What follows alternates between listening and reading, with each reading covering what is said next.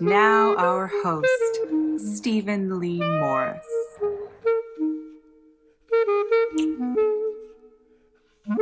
This week, we're joined by playwright Adam Eskenazi Douglas. He's a Cuban-American playwright and a video game writer.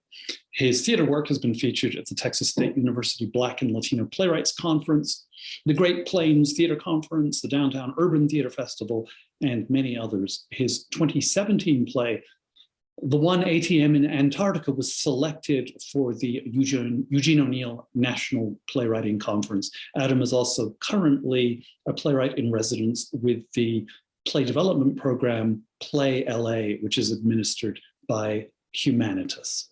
Adam Eskenazi Douglas, welcome to Animal Farm. Thank you so much, Stephen. Thank you for having me.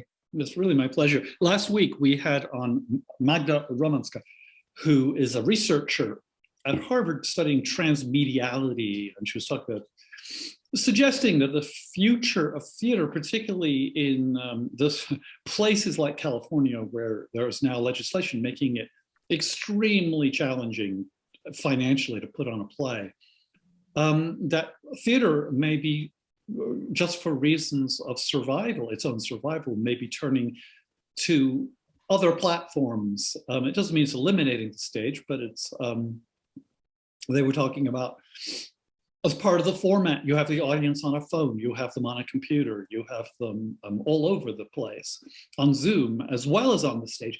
And perhaps all of these within one production, who knows? It's a wonderful segue to get you on the show, because you are a video developer, and a games developer. Yeah. And video games was one of the formats that she mentioned about. Sure. That's possible for theater.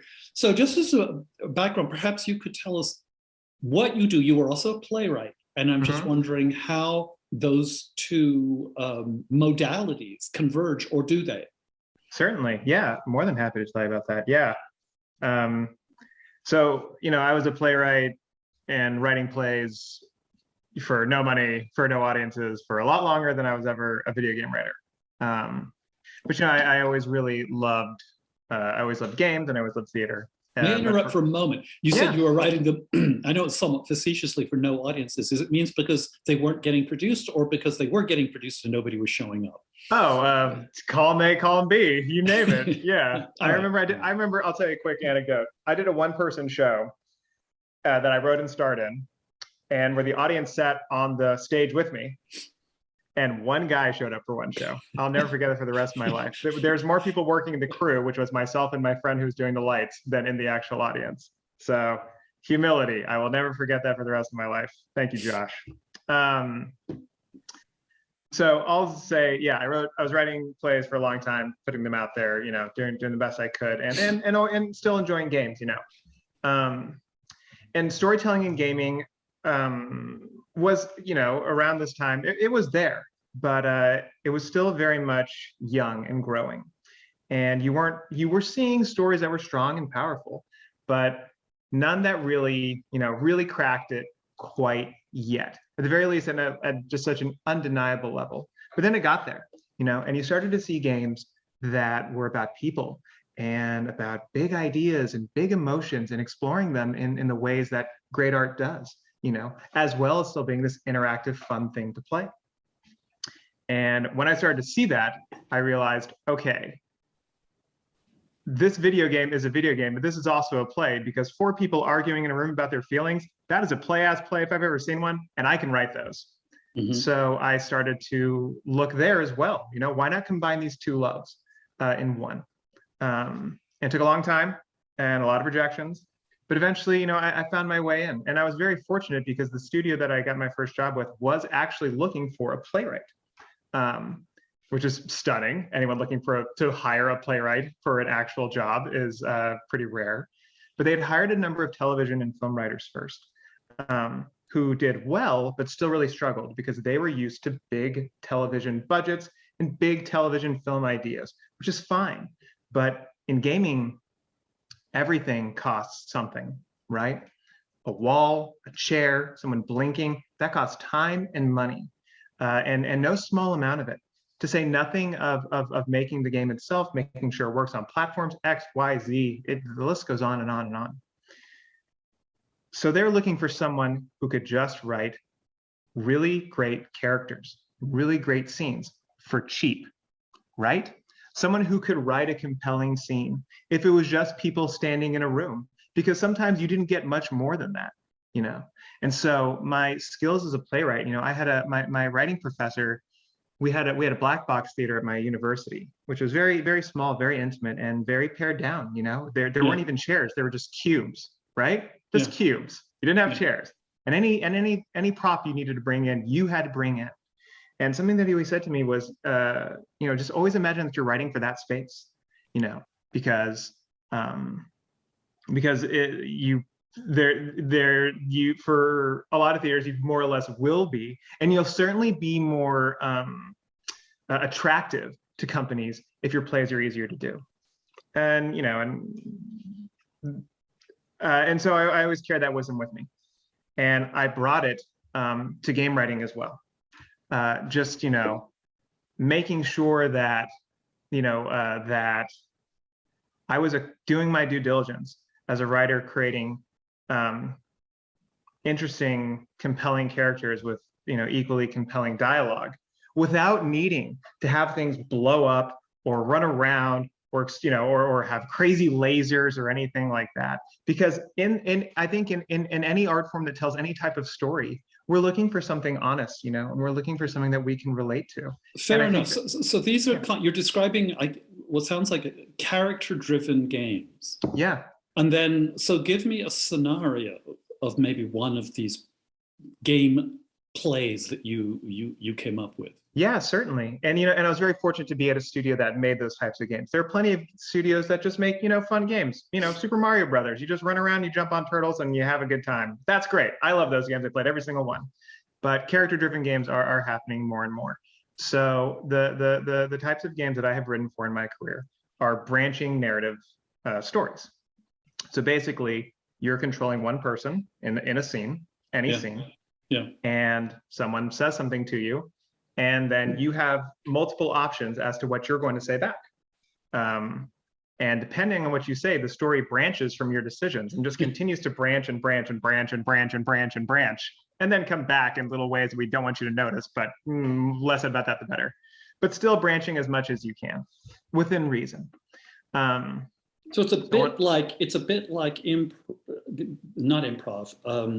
It's a bit like Groundlings sketches, where they take audience suggestions and then the plot is supposed to diverge based on what the suggestion, even though the whole thing is actually pre-established. Yeah.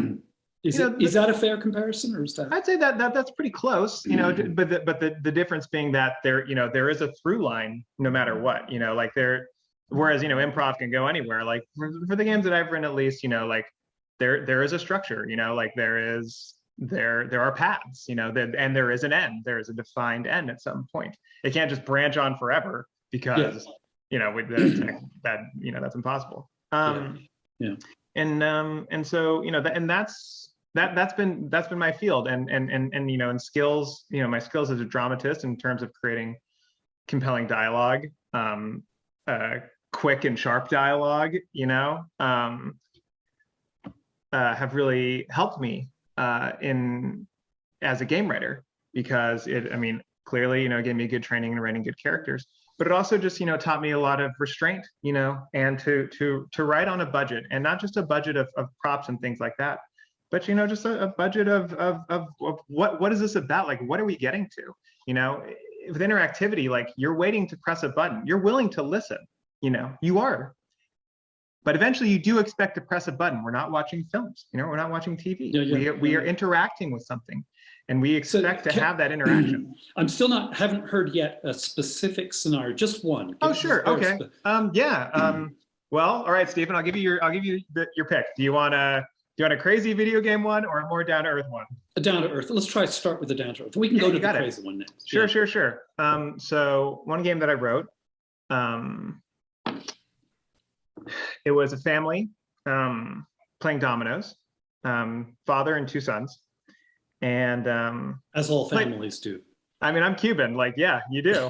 And they were Cuban too. Coincidence. I didn't plan that one, believe it or not. You're playing the game, and throughout the scene, you're realizing. So you play one of the two brothers, and you're realizing your other brother and you don't really have the best relationship. Your father loves you both, but he also recognizes that you two are kind of like on these opposite ends of things. And you're playing this game, and watching the family dynamics unwind slowly but surely. Okay. But then. Okay. But then you discover something, that your father has terminal cancer and is not long for this world, and that he will not be seeking chemo, and that he has not told your mother. Your brother, who you are at odds with, is furious about this and expects you to be on his side with this fury. It's up to you whether or not you are. He wants you to convince your father that you need to tell your mother you need to go to chemotherapy, and it's up to you if you want to. And then, so let's say you disagree, right?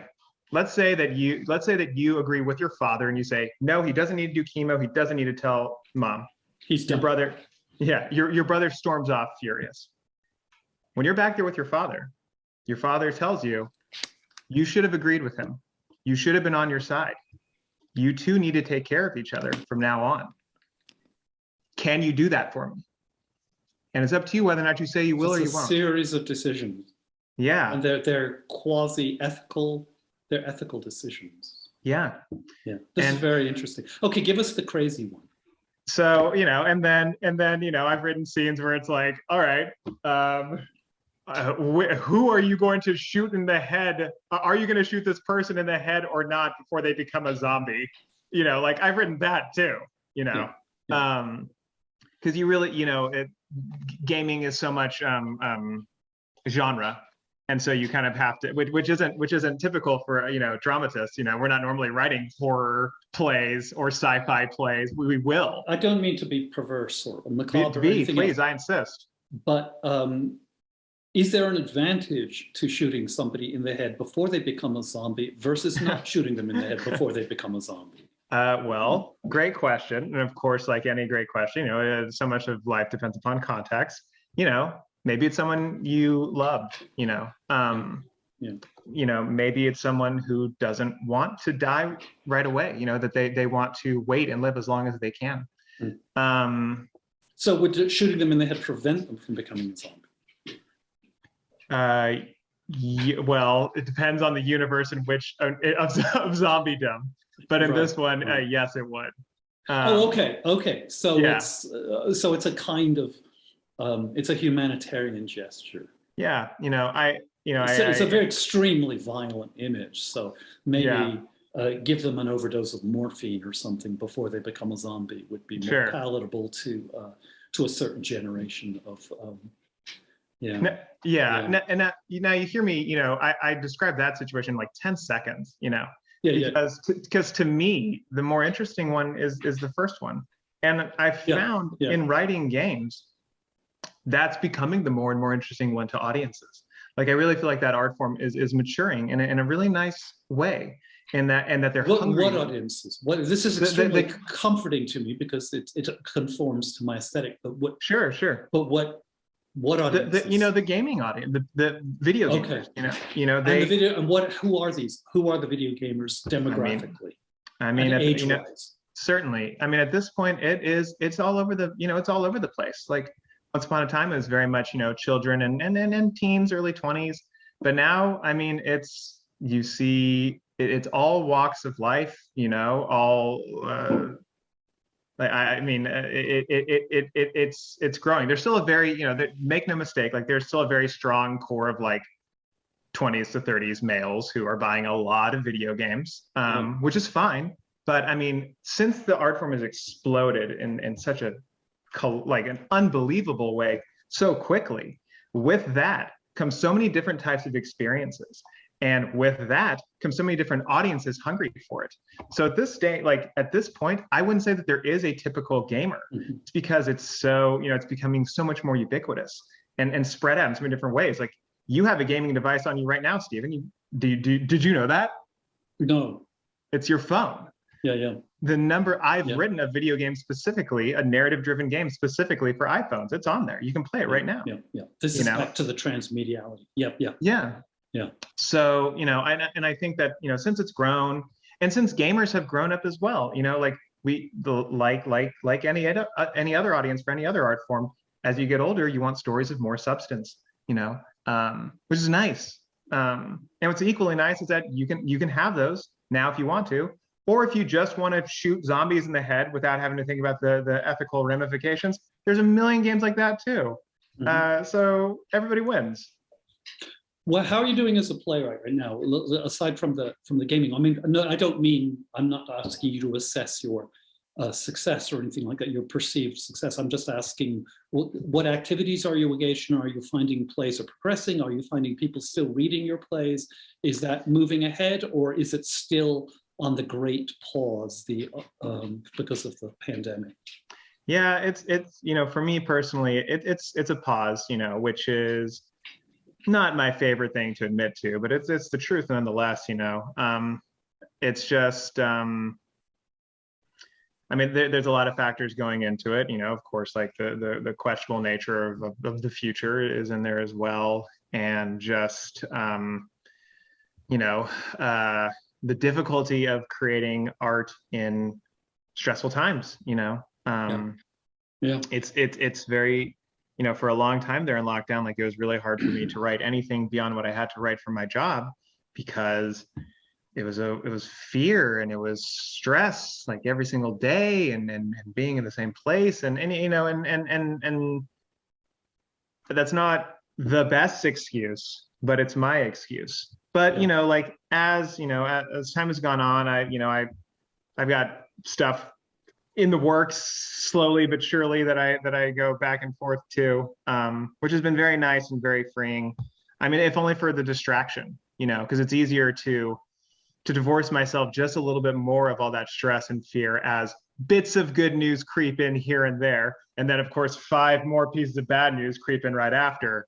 But I think you just, you reach this level of homeostasis with it all, where, eventually you are able to find the ability to do that again. And I'm getting there, and I will use this as my wake up call to do better with it, because I want to, and because when I do, I feel better.